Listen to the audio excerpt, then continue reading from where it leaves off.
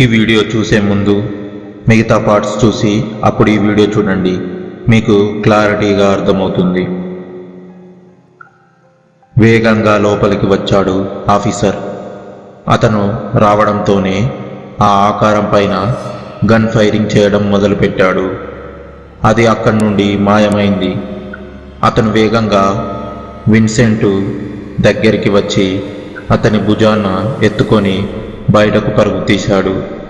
కానీ వారిని అనుసరిస్తున్న ఆకారాన్ని గమనించలేదు. అతను విన్సెంట్ కారులో వేసుకొని వేగంగా హాస్పిటల్ వైపు దూసుకెళ్ళాడు. ఆఫీసర్, సార్, నన్ను కాపాడినందుకు మీకు కృతజ్ఞతలు. మీరు సమయానికి రాకుంటే ఆ పిచాచి చేతిలో నేనేమైపోయేవాడినో.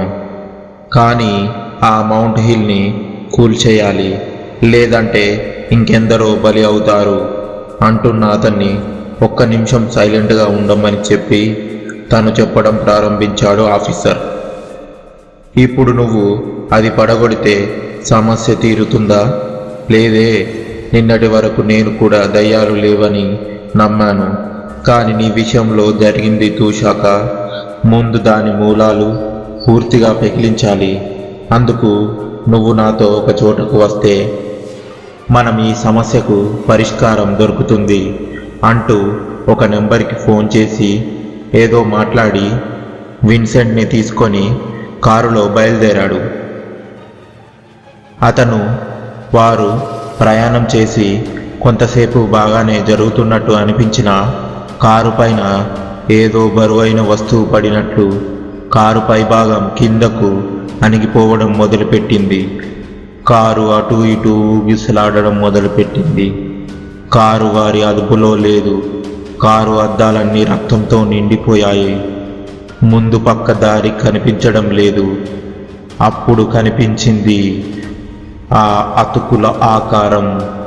దాని కళ్ళు చింత నిప్పుల్లా మండిపోతున్నాయి.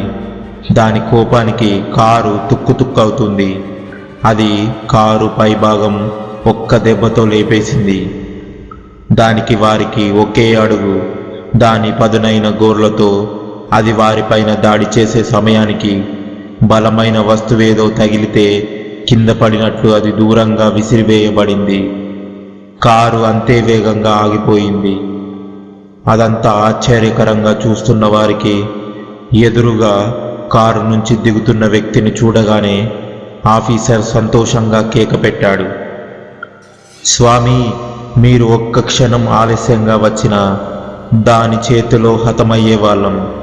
సమయానికి వచ్చి కాపాడేశారు అని అంటున్న ఆఫీసర్తో నువ్వు ఫోన్ చేసి మాట్లాడి అది మీతో పాటు ఆ గదిలోనే ఉంది. కొన్ని తరంగాలు ఫోన్ ద్వారా అందుతాయి నాకు. మీరు బయలుదేరుతామనగానే నాకు అనుమానం వచ్చింది. అందుకే వెంటనే బయలుదేరాను అంటూ మాట్లాడుతూనే మౌంట్ హిల్ దగ్గర కారు ఆపి కిందకు దిగిన స్వామి అమ్మవారిని ధ్యానిస్తూ ద్వారం పైన చెయ్యి ఉంచి కళ్ళు మూసుకున్న స్వామి 2 క్షణాల తరువాత వారిని పిలిచి, మీరనుకున్నట్లు ఈ మౌంట్ హిల్లో 1 కాదు 2 కాదు, ఏకంగా 100 ఆత్మలు కలగలిపి నివసిస్తున్నాయి. వానన్నింటినీ ఏకం చేసుకొని ఒక రక్త పిశాచిగా మారింది మోహిని. అది మిమ్మల్ని ప్రాణాలతో వదలదు అని స్వామి అంటున్న మాటలకు ఇద్దరు హడలిపోయారు. స్వామి, అంత మాట అనకండి. నేను సినిమాల్లో చూసినట్లు దెయ్యాలు లేవు, భూతాలు లేవని నమ్మేవాడిని. దినమ్మ బడవ చుక్కలు చూపించి ప్రాణాలను పిండి చేసింది. ఇప్పుడేమో మీరు అది మమ్మల్ని వదలంటూ ఉన్నారు. మీరు అంటున్నారు కదా, మమ్మల్ని మీరే కాపాడలేరా అంటుంటే 1 నిమిషం అంటూ మౌంట్ హిల్ లోపల అంతా తిరగడం చేశాడు. వీళ్ళిద్దరు భయంతో స్వామిని వెనుకనే అనుసరిస్తున్నారు. అన్ని గదులు వెతికిన స్వామి పెద్ద బెడ్రూమ్లో నుంచి వచ్చిన తర్వాత ఆ గది మొత్తం గాలిస్తూ బాత్రూంలోకి వచ్చాడు. అసలు అది ఒక పెద్ద మహల్లా ఉంది. అది ఎవరో ఇష్టంగా కట్టించుకున్నట్టు అనిపించింది. స్వామి ఆ గదిలో నడుస్తుండగా నేలపైన రకరకాల అడుగులు వేసినప్పుడు శబ్దాలు మారి మారి వస్తున్నాయి. స్వామి ఆ గదంతా వెతికి ఒక మూల ఉన్న గడ్డపారతో ఆ నేలను గట్టిగా తవ్వాడు. అంతే, అది సొరంగంలా కూలడం, వారు ముగ్గురు లోపలికి జారిపోవడం జరిగింది.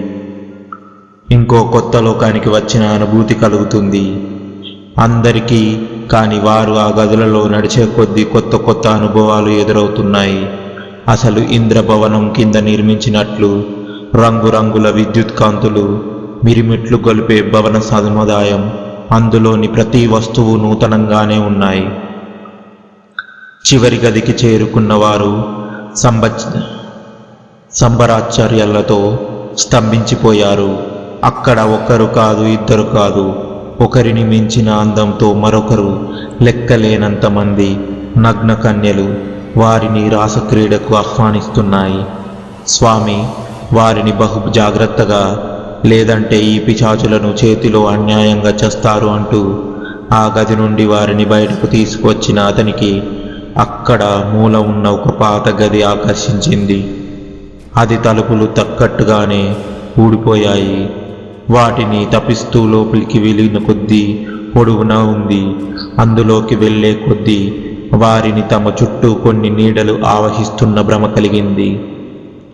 చాలా దూరం ప్రయాణించాక అక్కడ మధ్యలో ఒక పెద్ద హాల్ కనిపించింది. దాని మధ్యలో ఒక నగిశీలు చెక్కిన అందమైన శవపేటిక ఉంది. విన్సెంట్ ఆఫీసర్ భయంతో ముందుకు వెళ్ళలేదు. కానీ స్వామి ధైర్యంగా ముందుకు వెళ్ళి ఆ శవపేటికను అతి కష్టం మీద తెరిచిన స్వామి గావు కేక పెట్టాడు. ఆయన కేక విని పరుగున వచ్చిన వారు ఆ శవపేటికలోకి తొంగి చూశాడు. అందులోని ఆకారాన్ని చూసి వారు కూడా కేక పెట్టారు. అందులో అందమైన దుస్తుల్లో చక్కటి బొమ్మల చిన్న ఘాటు కూడా లేకుండా ముఖం పైన చిరునవ్వుతో అలానే ఉంచబడిన మోహిని శవం. ఇక్కడ మోహిని ఉంటే మనపైన దాడి చేసింది ఎవరు అని వీరు సమీక్షించుకుండగానే వారికి ఎదురుగా నవ్వుతూ నిలబడింది ఆ ఆతుకుల దయ్యం. నెక్స్ట్ పార్ట్ కావాలంటే ఈ వీడియోని లైక్ చేసి సబ్స్క్రైబ్ చేసి మీకేమనిపించిందో కామెంట్ చేయండి. Wait for the next part. Thank you for watching our videos.